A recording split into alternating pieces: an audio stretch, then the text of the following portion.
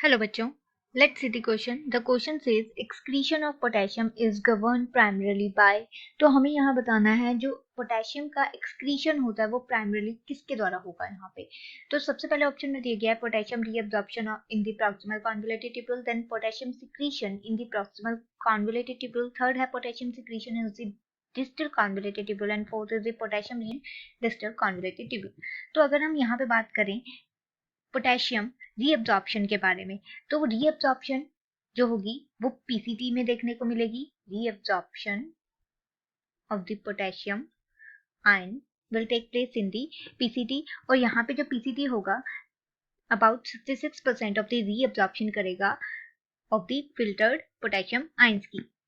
फिर अगर हम यहाँ बात करें डीसीटी के बारे में, तो डीसीटी जो है वो परफॉर्म करती है secretion of the potassium ion. अब जब भी हमारे डाइटरी कंपोनेंट्स में या हमारे कंजम्पशन में पोटेशियम आयन की जो मात्रा होगी वो इंक्रीज होगी, तो उस वजह से क्या होगा, जब भी पोटेशियम का लेवल इंक्रीज होगा तो एल्डोस्टेरोन हार्मोन एक्ट करेगा किस पे, it will act on the distal convoluted tubule, जिसकी वजह से क्या होगा, सिक्रीशन होगी excess of the potassium ion की, and it will secrete the excess of potassium ion from the filtrate। तो यहाँ हम बोल सकते हैं कि excess of the excretion of potassium जो है वो इन्फ्लुएंस होती है किससे, secretion of the DCT से।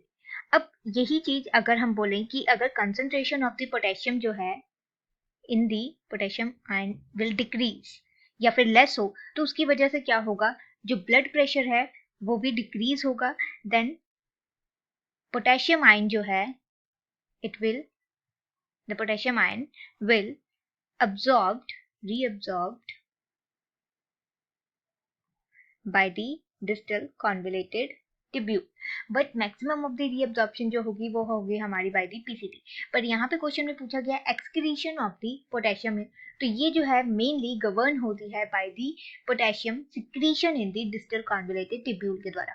तो हमारा राइट आंसर होगा ऑप्शन नंबर सी।